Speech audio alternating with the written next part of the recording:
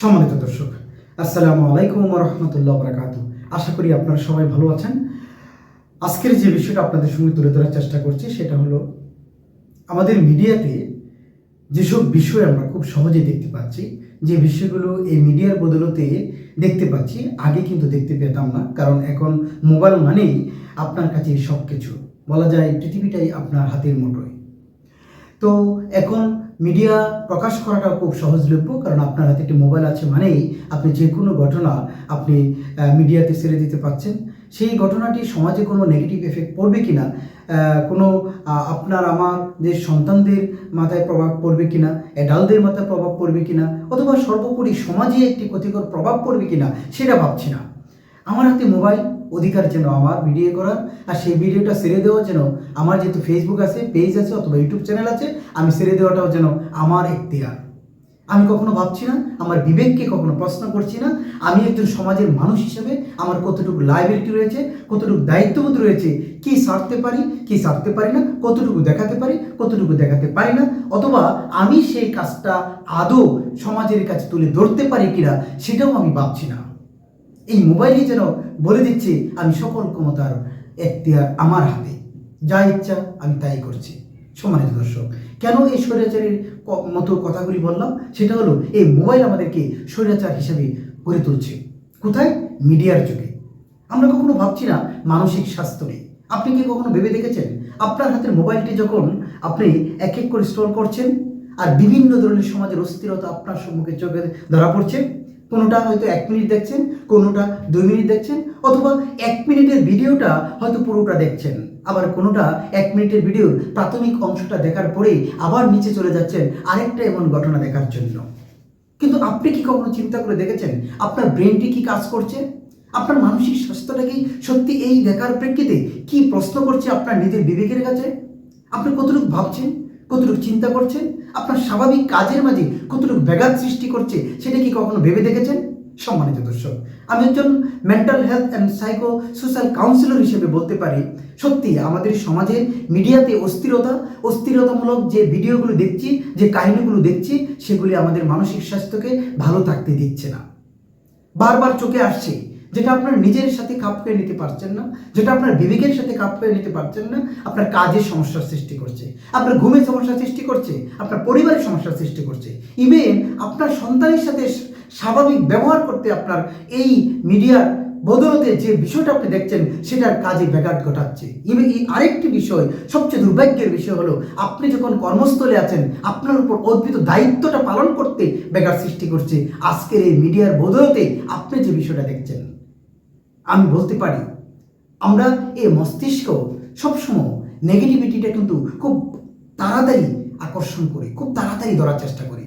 যদি তাই না হতো তাহলে আপনি মিডিয়াতে যখন, অর্থাৎ আপনার মোবাইলটি যখন স্ক্রল করেন, তখন যেটার মাঝে কোনো প্রশ্নবোধক চিহ্ন আছে যে বিষয়টা, অথবা একটু এক্সেপশন কোনো বিষয় আপনি দেখতে ভিডিও দেখেন, অথবা এক্সেপশন কোনো কথা শুনেন, এক্সেপশন কোনো লেখা দেখেন, যেটা আমাদের সমাজে চিরাচরিত নয়, যেটা আমাদের সমাজে স্বাভাবিক নয়, যেটা আপনি আমার জীবনে স্বাভাবিক হিসাবে ঘটার কথা নয়, সেটাই আপনি খুব বারবার দেখছেন এবং অনেক সময় নিয়ে দেখছেন।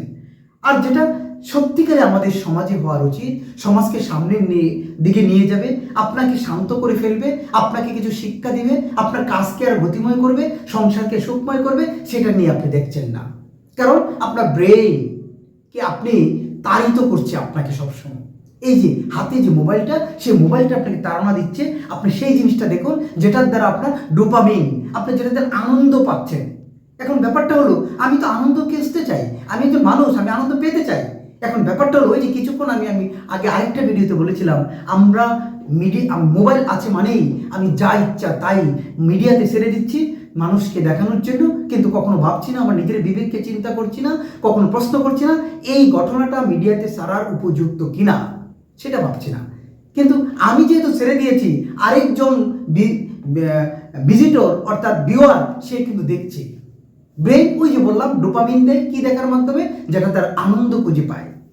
আমরা এখন এমন বেশি বিকৃতি বিষয়গুলো দেখার চেষ্টা করছি যে আমাদের ডোপামিন এত বেশি অ্যাবজর্ব হয়ে যাচ্ছে যে এখন সামান্য আনন্দের বিষয়ের মাঝে আমরা আনন্দ খুঁজে পাচ্ছি না।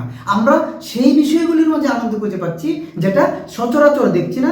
যত বেশি ডিপলি নেগেটিভ সেটাই আমাদের ব্রেন অ্যাবজর্ব করছে, আমরা ডোপামিন পাচ্ছি, আনন্দ পাচ্ছি ক্ষণিকের তরে।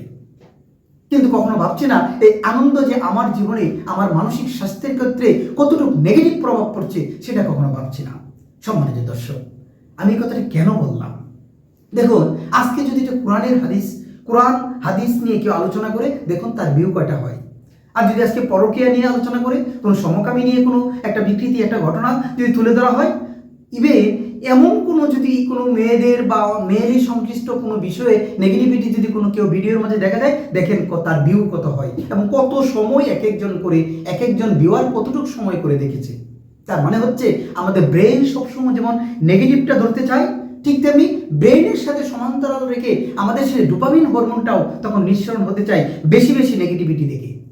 সম্মানিত দর্শক, আমাদের এই অস্থিরতা এবং মানসিক স্বাস্থ্য সত্যি দিন দিন খুবই ক্ষতিগ্রস্ত হচ্ছে। আমরা সহজেই কোনো কিছু অ্যাডজাস্ট করে নিতে পারি না, খুব সহজেই আমরা রেগে যাচ্ছি, মেজাজটা খুব কিটকিট থাকছে, পরিবারের স্ত্রীর সাথে, স্বামীর সাথে, সন্তানের সাথে, বাবা মার সাথে আমরা স্বাভাবিক থাকতে পারছি না। এটা একটা অনেক বড় একটা কারণ, কিন্তু এই যে সহজে নেগেটিভিটি আমরা খুব মিডিয়াতে দেখতে পাচ্ছি বিদায়। আমি হয়তো সেটার উপর কোনো রিসার্চ করিনি, গবেষণা করিনি, কিন্তু দীর্ঘদিন মানসিক স্বাস্থ্য নিয়ে কাজ করার প্রেক্ষিতে আমি এই বিষয়টা আপনাদের সঙ্গে তুলে ধরলাম।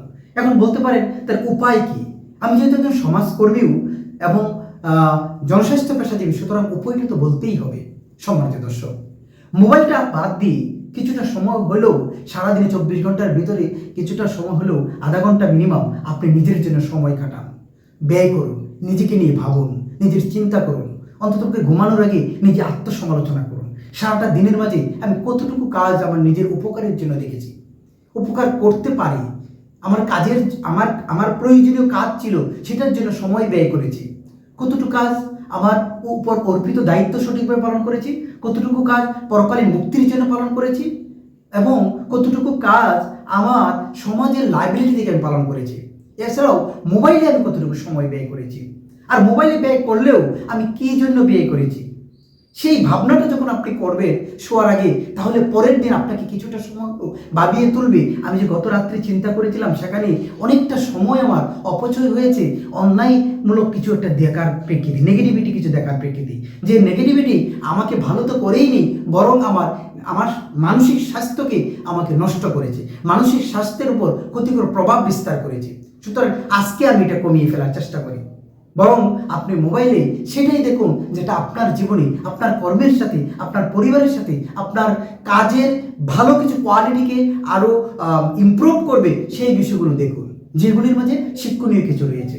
সম্মানিত দর্শক, আমার স্ত্রীও বলে তুমি তো মোবাইল দেখছো। বিশ্বাস করুন, আমি প্রায় 5টা কোর্স করছি অনলাইনে, সুতরাং মোবাইল তো আমার থাকতেই হবে।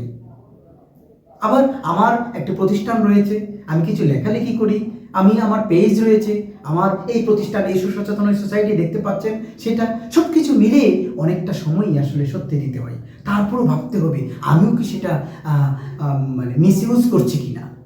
সম্মানিত দর্শক, আমারটা বললাম এই জন্য, আমি নিজে সংশোধন না হয়ে, নিজের অভ্যাসটা না বলে আপনাদেরকে আমি কি করে বলি আপনি এটা করুন। আসুন আমরা সবাই মিলে মানসিক স্বাস্থ্যকে ভালো রাখার জন্য কিছুক্ষণ হলেও নিজেকে ভাবনায় ফেলে দেওয়ার চেষ্টা করি। লাস্টে একটি কথা বলেই শেষ করার চেষ্টা করব, সেটা হলো আজকে আপনি আমার থেকে অনেক অনেক কোটি কোটি মিলিয়নার মানুষ রয়েছে, এত এত অর্থ সম্পদের মালিক। তাদের ব্রেনের পরিমাণ, আমার ব্রেনের পরিমাণ, আপনার ব্রেনের পরিমাণ, এক কথা বলতে পারি আমাদের সকলের ব্রেনের পরিমাণ একই পরিমাণ, বিন্দু পরিমাণ পার্থক্য নেই। কিন্তু পার্থক্য কোথায় জানেন? সেটা হলো আমাদের ভাবনায়, আমাদের চিন্তায়। সম্মানিত দর্শক, আর বাড়াতে চাচ্ছি না, অনেকক্ষণ হয়ে গিয়েছে।